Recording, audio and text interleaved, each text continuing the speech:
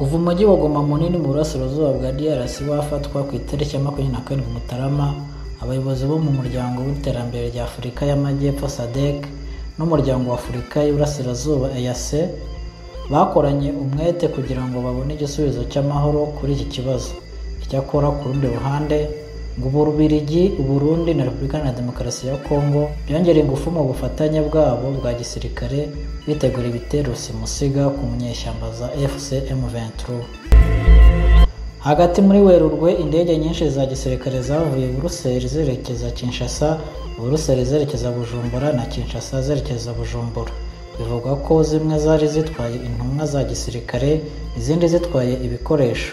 Ku itariki 21 Werurwe, indege ya Falcon 8X y'ingabo zirwanira mu kirere cy'Ububiligi yahagurutse mu birindiro ya gisirikare bya Merseburg i Buruseli yerekeza Bujumbura hamwe n'abakozi batatu. Abayobozi bashinzwe iby'indege mu Burundi bahishe uruhushya rwayo rwo kuhagwa kugeza yageze, kugira ngo birinde ko inyandiko zayo zigaragara mu bitabo cyangwa se mu itangazamakuru.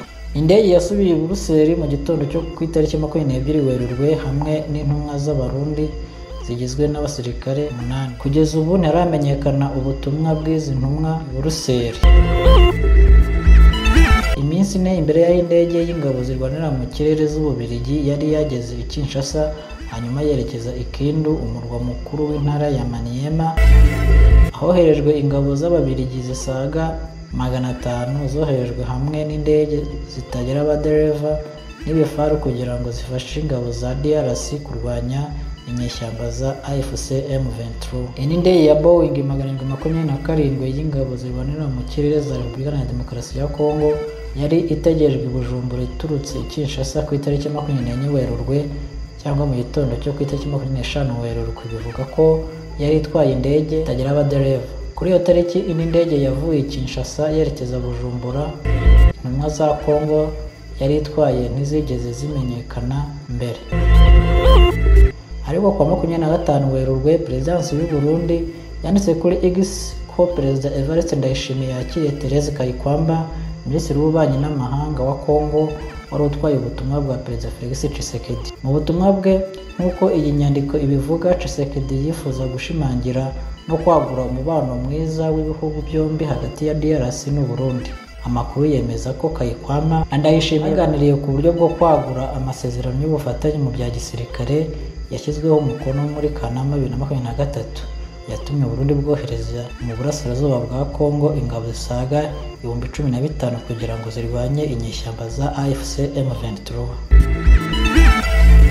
Amakuru avuga ko umwe mu bayobozi bashinzwe ubutasi muri Kongo yasobanuye ko kuba Ndayishimiye afata amadolari y'Abanyamerika 5,000 kuri buri musirikare we urwanya inyeshyamba za AFC/M23, usibye miliyoni 2 z'amadolari y'Amerika yahembwe nyuma yo gushyira umukono ku masezerano ya gisirikare. Igisubizo cy'amahoro muri aya makimbirane cyari kumubuza kubona aya mafaranga. Uyu musirikare avuga ko Perezida w'u Burundi atigeze ashyigikira igisubizo cya politike mu kibazo cya DRC.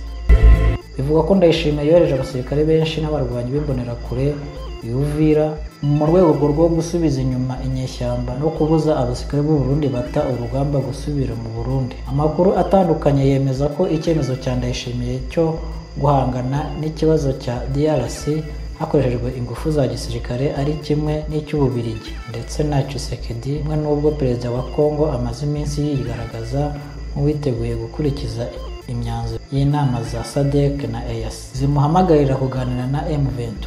Ku itariki 24 Werurwe, Minisitiri w'Ingabo muri Kongo yatangiye uruzinduko rw'iminsi 4 muri Afurika y'Epfo agamije gushimangira ubuyobozi bwo kwirwanaho hagati y'ibihugu byombi, nk'uko Guverinoma ya Afurika y'Epfo ibitangaza. Nibura abasirikare 14 ba Afurika y'Epfo biciwe muri Mutarama mu burasirazuba bwa DRC mu mirwano ikomeye yatumye Goma ifatwa. Amakuru agera ku kinyamakuru gishiye inkuru avuga ko hari abandi basirikare benshi ba Afurika y'Epfo batigeze bavugwa. Abenshi mu basirikare bari abo mu butumwa bwa SADC muri Kongo boherejwe mu Kuboza mu mwaka wa 2023 kugira ngo bashyigikire ihuriro ry'ingabo zifasha iza Kongo zigizwe n'ingabo zo mu butumwa bw'umuryango w'abibumbye muri iki gihugu MONUSCO, ingabo z'abarundi, abacanshuro b'i Burayi, indi mitwe yitwara gisirikare itabarika yunze ubumwe yiswe Wazalendo. Nubwo abasirikare ba Perezida Cyril Ramaphosa batsinzwe bakishyira mu maboko ya M23 i Goma, umunsi umwe yavuze ko ashyigikiye igisubizo cya politike, bukeye yohereza izindi ngabo muri DRC.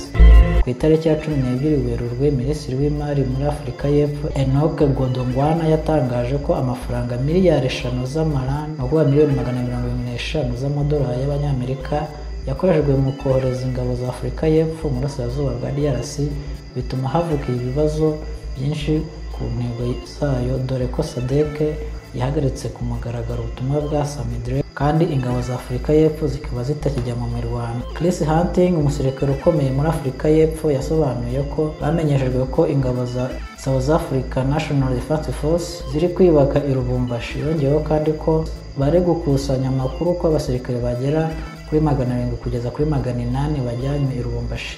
Avuga kandi ko bigoye kumenya ibi bihabera kubera ko komite ishinzwe umutekano mu nteko ishinga amategeko itigeze ihabwa ayo makuru.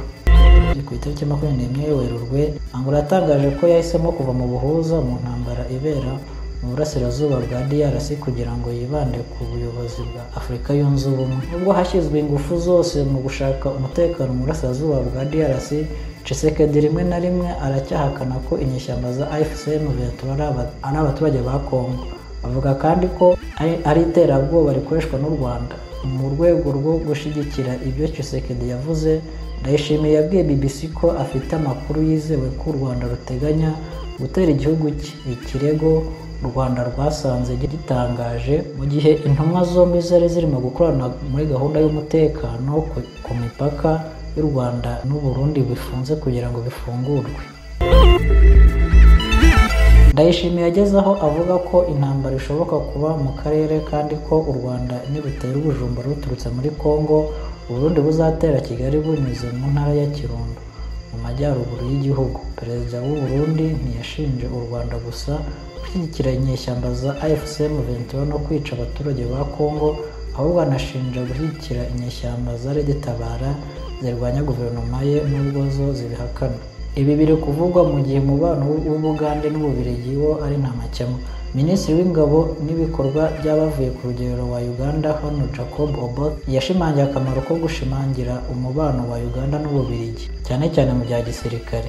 Ibi yabivugiye mu nama yagiranye na Hughes Chatri, ambasaderi w'ubwami bw'Ububiligi muri Uganda, wasuye icyicaro gikuru cya Minisitiri w'Ingabo i Mbuya.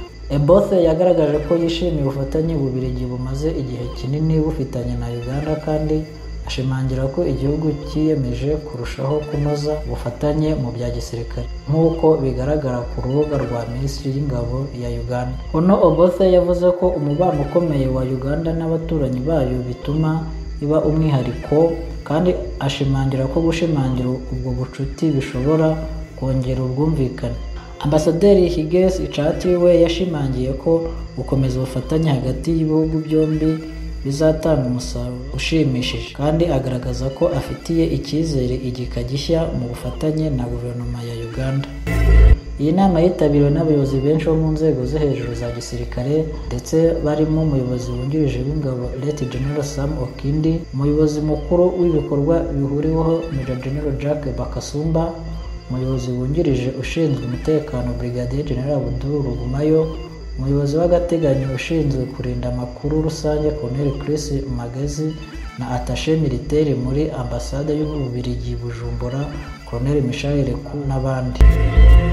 Izi nama za hato na hato ndetse n'ingendo za hato na hato z'Ububiligi mu karere k'ibiyaga bigari, abasesenguzi basobanura yuko atari amahoro ahubwo hari icyo Ububiligi buri gutegura mu karere k'ibiyaga bigari. Abenshi bavuga ko kubera ko Ububiligi bufite akaboko cyane cyane ku bihugu byo mu karere k'ibiyaga bigari kuko aribwo bwakoroneje DRC ndetse n'u Rwanda, bavuga yuko kugira ngo hagire igikorwa muri aka karere k'ibiyaga bigari, abazungu babanza kubaza Ububiligi kugira ngo basobanuze neza cyangwa se bamenye amakuru y'imibereho y'abaturage bo muri aka karere k'ibiyaga bigari. Ni muri uru rwego rero Ababiligi bari gukomeza kugira ingendo nyinshi muri ibi bihugu by'u Burundi, Kongo na Uganda, ari kwibaza ati ese mu gihe iyi ntambara iri muri DRC gikomeje kubera noneho ababiligi bigaragaje cyane muri ibi bikorwa.